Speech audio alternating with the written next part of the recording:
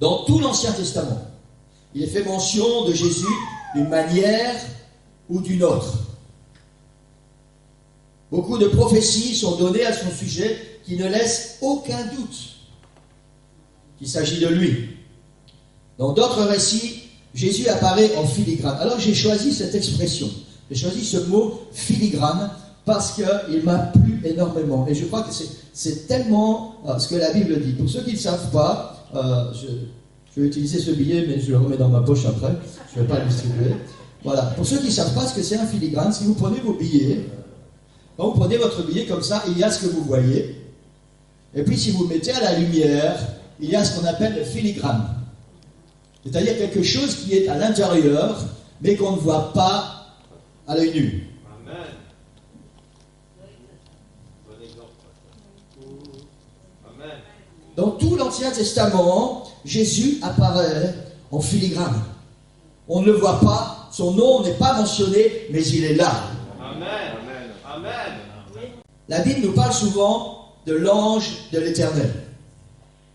Il y a les anges en général, on a lu ça tout à l'heure dans cette colonne de nuée. Il y a les anges en général. Il y a les anges dont le nom est cité, Michael, Gabriel. Et puis il y a l'ange de l'Éternel. Si on étudie profondément sur l'ange de l'Éternel, c'est Jésus en filigrane. Dieu manifesté en chair. La première chose qui nous est exposée dans la sortie d'Égypte, c'est la Shekinah. La Shekinah, c'est le nom donné à cette colonne, dans laquelle la Bible dit que l'ange de l'Éternel était dans cette colonne. Dans certains endroits, la Bible dit que Dieu était dans cette colonne. Dans d'autres passages, il est dit que l'ange de l'Éternel était dans cette colonne. Cette colonne était d'un côté une colonne de ténèbres, et de l'autre côté, elle éclairait. Mais elle faisait bien plus qu'éclairer. Le peuple d'Israël était dans le désert, et la Bible nous dit que pendant la nuit, cette colonne éclairait le peuple d'Israël pour qu'il puisse marcher jour et nuit, pour qu'il ne soit jamais dans les ténèbres, et en même temps, cette colonne les réchauffait, parce que la nuit dans le désert est froide. Non seulement cette colonne les réchauffait, mais en plus, elle les éclairait. Et la Bible dit que la colonne ne se retirait point devant le peuple pendant le jour, ni le feu pendant la nuit. Diapo 7, dans Jean chapitre 8, verset 12. Jésus leur parla de nouveau et dit, « Je suis la lumière du monde. Celui qui me suit ne marchera pas dans les ténèbres, mais il aura la lumière de la vie. » Voici le Jésus en filigrane dans cette colonne qui conduisait le peuple d'Israël. J'espère que j'arrive bien à m'expliquer ce matin. Quand le peuple d'Israël est sorti d'Égypte et que Dieu appelle Moïse sur la montagne pour lui donner l'étape de la loi, Dieu va lui donner l'étape de la loi, sa parole.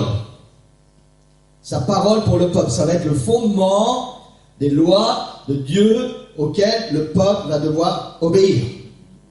Parole de Dieu. Et ici encore, cela nous ramène à Jésus. Dans Jean chapitre 1, verset 1, il est dit, au commencement était la parole. Si vous prenez Genèse chapitre 1, vous allez voir que la Bible dit, Dieu dit et la chose arrive. Dieu dit et cela fut accompli. Dieu dit et cela se fait. Au commencement était la parole. La Bible utilise le terme original, c'est le verbe. C'est-à-dire ce qui va provoquer l'action. Au commencement était la parole était avec Dieu, et la parole était Dieu. Et le verset 14, et la parole a été faite chair. Tout ce que Dieu est devenu chair en Jésus-Christ. Amen. Tout au long de son ministère terrestre, Jésus disait, pour ceux qui connaissent leur Bible, Jésus disait, il est écrit, et moi je vous dis. Et moi je vous dis. Personne, la Bible dit que, et Jésus lui-même a dit, personne ne peut changer ni un point, ni une virgule de toute la loi. Et pourtant Jésus se permet de dire, la loi dit ceci, mais moi je vous dis. Il prend l'autorité sur la loi que Moïse a reçue. Et pourquoi et comment peut-il prendre cette autorité? Parce que déjà sur cette montagne, Jésus était là en filigrane. Il est la parole. Amen. Amen. Le peuple arrive dans le désert de Tsin, le premier mois. Et il s'arrête à Kadès. Et là, il n'y a point d'eau pour boire, ni pour le peuple, ni pour les animaux.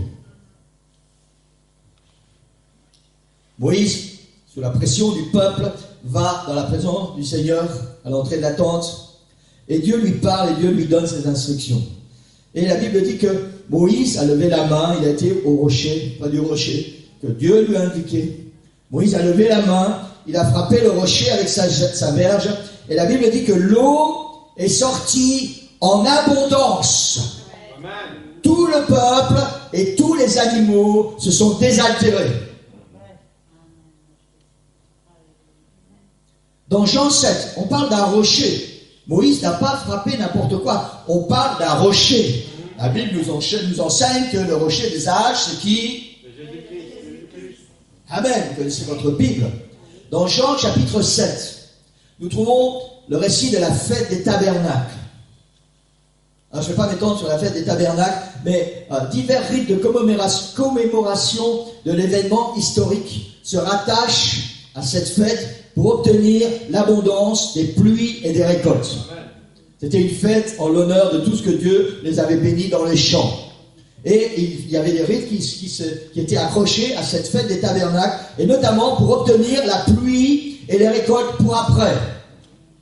Et c'est ce moment précis que Jésus choisit pour affirmer encore davantage qui il est.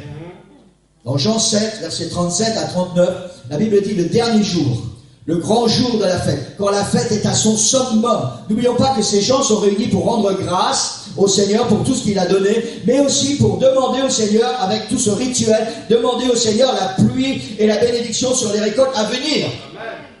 Et Jésus se tenant debout s'écria, si quelqu'un a soif, qu'il vienne à moi et qu'il boive. Mais Jésus ne s'est pas arrêté là. Il dit, celui qui croit en moi, des fleuves d'eau vive couleront de son sein, comme dit l'Écriture. Jésus ne parle pas d'une petite bénédiction, d'un petit filet d'eau. Il parle d'un fleuve d'eau vive. Exactement comme quand Moïse a frappé le rocher dans le désert. La Bible dit que l'eau est sortie en abondance et tout le peuple a bu et tout le troupeau, tous les troupeaux se sont désaltérés. Jésus dit, celui qui croit en moi, des fleuves d'eau vive couleront de son sein, comme dit l'Écriture. Verset 39. Il dit cela de l'Esprit que devaient recevoir ceux qui croiraient en lui, car l'Esprit n'était pas encore, parce que Jésus n'avait pas encore été glorifié. Laisse-moi te dire ce matin, si tu n'es pas encore baptisé du Saint-Esprit, tu as besoin du baptême du Saint-Esprit, parce que c'est de ça que Jésus parle, de ces fleuves d'eau vive. C'est symbolique, c'est ce Jésus en filigrane dans le désert que Moïse a frappé sur le rocher et l'eau a coulé en abondance. Et la Bible dit, Jésus dit cela de l'Esprit que devaient recevoir ceux qui croiraient en lui. Amen. Amen. Jésus est la source d'eau vive dont nous avons besoin pour notre marche spirituelle. Et cette source vive est le Saint-Esprit qui est promis pour nous. Amen. Regardez ce que la Bible dit. On ne parle plus maintenant de Dieu le Père, de Dieu le Fils et Dieu le Saint-Esprit. Jésus dit, je suis la source d'eau vive, celui qui vient à moi. Écoutez ce que la Bible dit, ce que Jésus est en train d'enseigner.